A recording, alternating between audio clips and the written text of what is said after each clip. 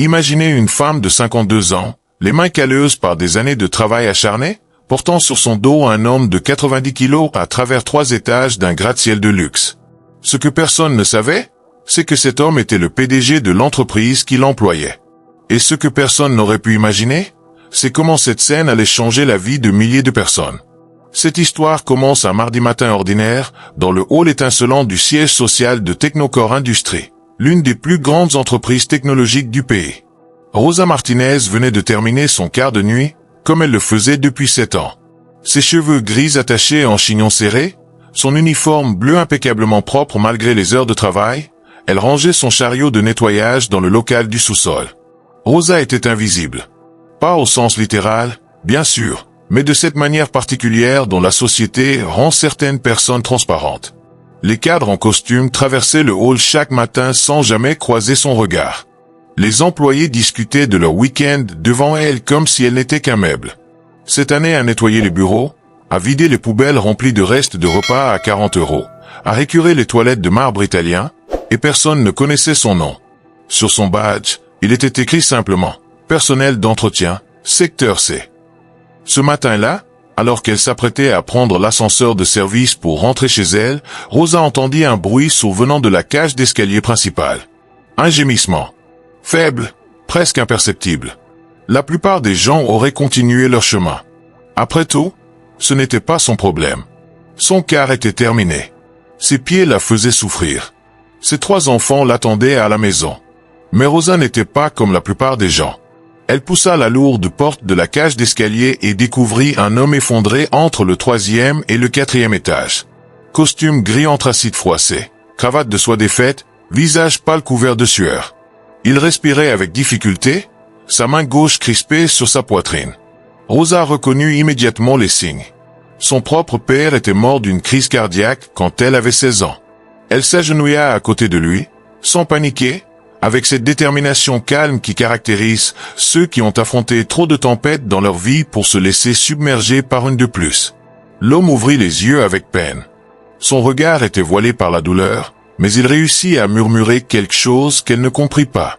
Il essaya d'attraper son téléphone qui avait glissé quelques marches plus bas, mais ses doigts tremblaient trop. Rosa saisit le téléphone et appela les urgences. La standardiste lui dit qu'une ambulance était en route, qu'elle arriverait dans 15 minutes. 15 minutes. Rosa avait vu son père mourir en moins de temps. Elle regarda l'homme, puis les escaliers qui descendaient. 3 étages. 90 kilos. Et une femme de 52 ans qui pesait à peine 60 kilos mouillés. Elle ne réfléchit pas. Les gens courageux ne réfléchissent jamais trop longtemps, sinon la peur aurait le temps de s'installer. Rosa passa les bras de l'homme autour de son cou, se positionna, dans un effort qui fit trembler chaque muscle de son corps, le hissa sur son dos. L'homme gémit de douleur. Elle sentit son poids l'écraser, ses genoux menacés de céder. Mais elle fit un premier pas, puis un deuxième, puis un troisième. Marche après marche, étage après étage, Rosa descendit avec cet homme inconnu sur son dos. Ses jambes brûlaient. Sa colonne vertébrale semblait prête à se briser. Sa vision se troublait. Plusieurs fois, elle dut s'arrêter, s'appuyer contre le mur, reprendre son souffle. L'homme perdait et reprenait conscience par intermittence. À un moment, il murmura « Laissez-moi, trop lourd ». Mais Rosa continua. Elle pensa à ses enfants. Elle pensa à son père. Elle pensa à toutes ces années où elle avait été invisible, et elle réalisa que ce n'était pas pour devenir visible qu'elle le faisait. C'était simplement parce que c'était la bonne chose à faire. Quand elle poussa enfin la porte du hall d'entrée, transportant toujours l'homme sur son dos, le hall était rempli d'employés arrivant pour la journée de travail. Le silence se fit instantanément. Des dizaines de regards se tournèrent vers cette femme de ménage en uniforme bleu, couverte de sueur, portant un homme en costume. Personne ne bougea pendant ce qui sembla une éternité. Puis, enfin, des agents de sécurité se précipitèrent pour l'aider. On allongea l'homme sur le sol. Les ambulanciers arrivèrent 3 minutes plus tard. Rosa s'effondra sur un banc, tremblante, incapable de sentir ses jambes. Personne ne lui adressa la parole. Les ambulanciers emmenèrent l'homme en civière. Les employés retournèrent à leurs activités. Le hall retrouva son agitation normale. Rosa resta assise là pendant 20 minutes, essayant de reprendre son souffle, avant de se lever péniblement et de se diriger vers la sortie. Personne ne l'arrêta. Personne ne lui demanda son nom. Elle rentra chez elle en bus, comme chaque matin, et s'endormit en pensant qu'elle aurait probablement mal au dos pendant une semaine. Ce qu'elle ne savait pas, c'est que l'homme qu'elle avait sauvé était Damien Rousseau, le PDG de Technocore Industries, 53 ans, diplômé des meilleures écoles, à la tête d'une fortune personnelle de plusieurs millions d'euros. Et elle ne savait pas non plus que sa vie était sur le point de changer de manière qu'elle n'aurait jamais pu imaginer. 3 jours plus tard, Rosa reçut un appel de la direction des ressources humaines. On lui demandait de se présenter au bureau du directeur général. Son cœur se serra. 7 ans sans jamais avoir eu de problème, et maintenant ça. Elle était sûre qu'elle allait être licenciée. Peut-être pour avoir quitté son poste sans autorisation. Peut-être pour avoir utilisé l'escalier principal au lieu de celui de service. Les riches trouvent toujours des raisons. Quand elle entra dans le bureau du 20e étage, un bureau qu'elle avait nettoyé des centaines de fois, mais jamais vu en plein jour avec ses immenses baies vitrées donnant sur la ville, elle trouva Damien Rousseau assis derrière son bureau. Il se leva immédiatement. Il avait encore l'air fatigué, un peu pâle, mais vivant. Bien vivant. Il s'approcha d'elle. À la surprise de Rosa, il lui tendit la main. Pas pour un simple serment de main formel, mais en prenant sa main dans les deux siennes, avec chaleur, avec gratitude. « Madame Martinez », dit-il, et c'était la première fois en 7 ans que quelqu'un dans cette entreprise prononçait son nom. « Vous m'avez sauvé la vie. » Rosa ne savait pas quoi dire. Elle marmonna quelque chose comme « J'ai juste fait ce qu'il fallait faire ». Mais Damien Rousseau secoua la tête. Il invita Rosa à s'asseoir, ce qu'elle fit avec hésitation, mal à l'aise dans ses fauteuils en cuir qui coûtaient probablement plus que son salaire mensuel. Alors, Damien Rousseau lui raconta son histoire.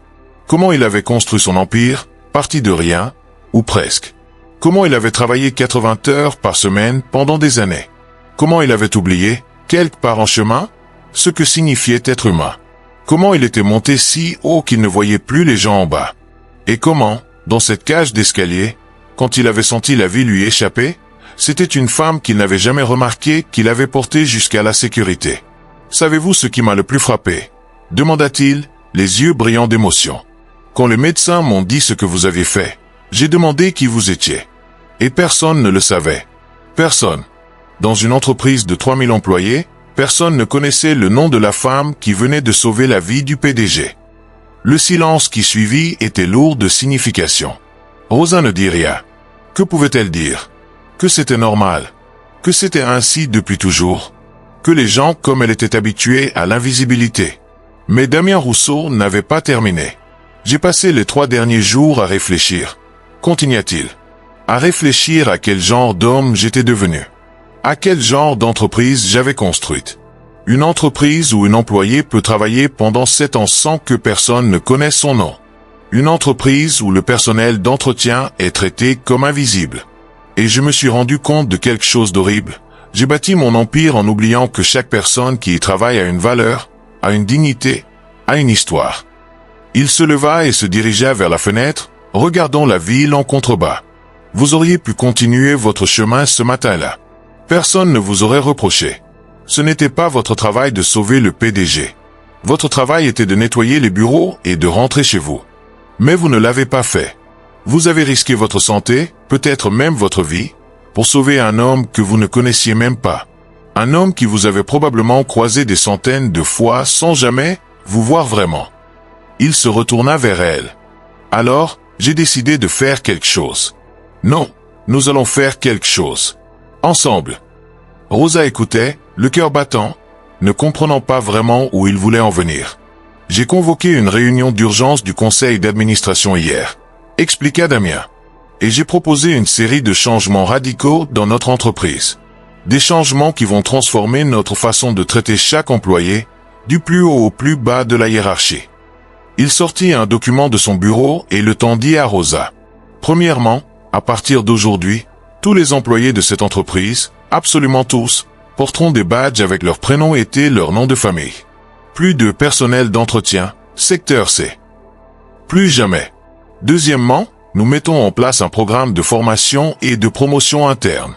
Chaque employé, quelle que soit sa position, aura accès à des formations gratuites pour développer de nouvelles compétences.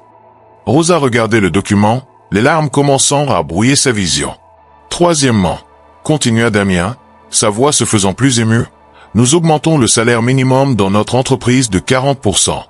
Personne, dans cette compagnie, ne devrait travailler à plein temps et avoir encore du mal à nourrir sa famille. Quatrièmement, nous mettons en place une assurance santé complète pour tous les employés et leurs familles. Pas une assurance de base. Une vraie couverture complète. Il fit une pause, laissant Rosa absorber l'information. Et cinquièmement, nous créons un fonds de bourse d'études pour les enfants de nos employés. Vos 3 enfants, Madame Martinez, recevront une bourse complète pour l'université de leur choix. Rosa éclata en sanglots. 7 ans à travailler la nuit, à s'épuiser, à prier pour pouvoir un jour envoyer ses enfants à l'université. Et maintenant? Mais ce n'est pas tout, dit doucement Damien. Je voudrais vous offrir un poste. Directrice du nouveau département que nous créons, le département du bien-être et de la dignité des employés. Votre salaire sera multiplié par 10. Votre rôle sera de vous assurer que plus jamais, dans cette entreprise, quelqu'un ne se sente invisible. Rosa ne pouvait plus parler. Elle pleurait ouvertement maintenant, des années d'épuisement, de lutte, d'invisibilité s'écoulant d'elle en torrent de larmes. Pourquoi réussit-elle finalement à articuler? Pourquoi faites-vous tout ça? Damien s'assit à côté d'elle, plus comme un ami que comme un PDG. Parce que vous m'avez montré quelque chose que j'avais oublié. Vous m'avez montré que la vraie valeur d'une personne ne se mesure pas à son titre ou à son salaire. Elle se mesure à sa capacité à se soucier des autres, même quand personne ne regarde. Même quand cela coûte. Vous étiez épuisé après une nuit de travail. Vous auriez pu appeler les secours et partir. Mais vous êtes resté. Vous m'avez porté. Littéralement porté sur votre dos à travers 3 étages. Il essuya ses propres yeux. Les médecins m'ont dit que sans vous, je serais mort dans cette cage d'escalier. Mais vous ne m'avez pas seulement sauvé la vie physiquement. Vous m'avez sauvé d'une autre manière. Vous m'avez rappelé ce que signifie être humain. Les semaines qui suivirent furent extraordinaires. L'histoire de Rosa se répandit dans toute l'entreprise, puis dans les médias. Les changements que Damien avait promis furent mis en œuvre, un par un. Il y eut de la résistance, bien sûr. Certains actionnaires protestèrent contre l'augmentation des coûts. Certains cadres supérieurs démissionnèrent, incapables d'accepter cette nouvelle culture d'entreprise.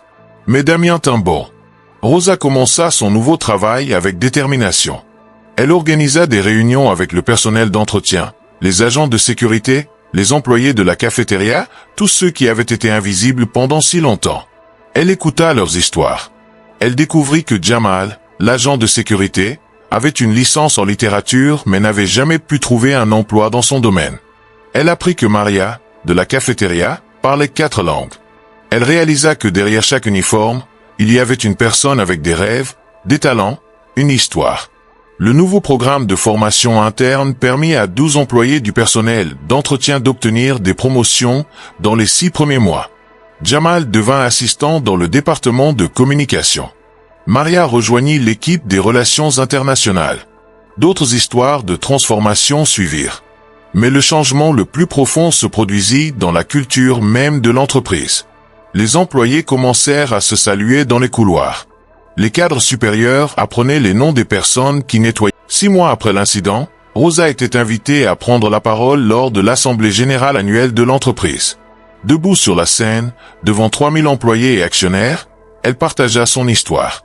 Elle parla de ce que c'était que d'être invisible. De ce que c'était que de nettoyer les bureaux de personnes qui gagnaient en un jour ce qu'elles gagnaient en un mois, sans même obtenir un regard ou un merci. Et elle parla de ce que signifiait être vue, être reconnue, être traité avec dignité. Je n'ai pas sauvé Monsieur Rousseau pour obtenir une promotion ou une récompense, dit-elle, sa voix calme mais ferme résonnant dans l'auditorium silencieux. Je l'ai fait parce que c'était la bonne chose à faire. Parce que chaque vie a de la valeur. Mais ce qu'il a fait ensuite, ce qu'il continue de faire, c'est quelque chose de bien plus important que de sauver une vie. Il change des milliers de vies. Il nous rappelle à tous que nous sommes une communauté, pas juste une entreprise. L'ovation qui suivit dura 5 minutes. Des larmes coulaient sur des visages dans toute la salle. Pas des larmes de tristesse, mais des larmes de quelque chose de plus rare, l'espoir. L'espoir qu'un monde meilleur était possible. 1 an après l'incident, Technocore Industries était devenue l'entreprise la plus recherchée du pays en termes d'emploi. Le taux de roulement du personnel avait chuté de 85%. La productivité avait augmenté de 40%. Les profits aussi, ironiquement. Il s'est avéré que lorsque vous traitez les gens avec dignité et respect, ils travaillent mieux, ils restent plus longtemps, ils se soucient plus de l'entreprise. D'autres entreprises commencèrent à suivre l'exemple. Le modèle Technocore, comme on l'appelait maintenant, se répandait. Des universités l'étudiaient. Des livres étaient écrits sur cette transformation. Mais pour Rosa, la vraie victoire n'était pas dans les chiffres ou la reconnaissance. C'était dans les petites choses. C'était dans le sourire de Jamal quand il publiait son premier article pour le magazine de l'entreprise. C'était dans les larmes de joie de Maria quand sa fille reçut sa bourse universitaire. C'était dans le simple fait que maintenant, quand elle marchait dans les couloirs de Technocore, les gens la saluaient par son nom. Damien Rousseau aussi avait changé. Il passait maintenant 1 heure chaque semaine à parler avec des employés de différents départements. Il avait réduit son propre salaire de 30% pour financer les programmes sociaux. Il dormait mieux la nuit. Et chaque matin, quand il entrait dans le bâtiment, il prenait un moment pour s'arrêter et remercier la personne qui nettoyait le hall. Pas par obligation, mais parce qu'il avait appris à voir. 2 ans après l'incident, Rosa était interviewée par une grande chaîne de télévision nationale. Le journaliste lui demanda: « Quand vous avez porté M. Rousseau sur votre dos ce jour-là, aviez-vous la moindre idée que cela changerait tant de choses ?» Rosa sourit, ce sourire calme et sage de quelqu'un qui a vécu assez longtemps pour comprendre ce qui compte vraiment. « Non », répondit-elle simplement. « Mais c'est peut-être la leçon.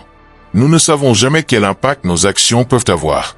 Nous ne sauvons pas quelqu'un en espérant une récompense. Nous le faisons parce que c'est juste. Et parfois, quand nous faisons la bonne chose pour les bonnes raisons, quelque chose de merveilleux se produit.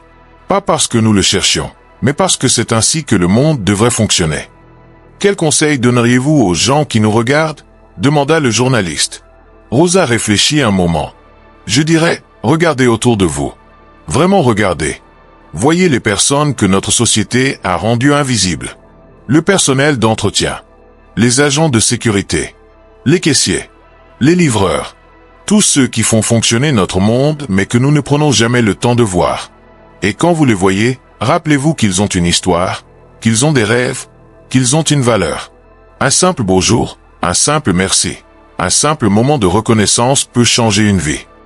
Elle fit une pause, puis ajouta: « Et si vous êtes dans une position de pouvoir, dans une entreprise ou ailleurs, rappelez-vous que vous avez le choix. Vous pouvez construire un empire sur l'invisibilité et l'exploitation. Ou vous pouvez construire quelque chose de meilleur. Quelque chose qui élève tout le monde. Cela peut sembler impossible. Cela peut sembler trop coûteux. Mais je vous promets que les récompenses, les vraies récompenses, valent chaque centime, chaque effort. » L'histoire de Rosa Martinez et de Damien Rousseau devint bien plus qu'une simple histoire de sauvetage. Elle devint un symbole. Un rappel que chaque personne compte. Que la dignité n'est pas un luxe, mais un droit.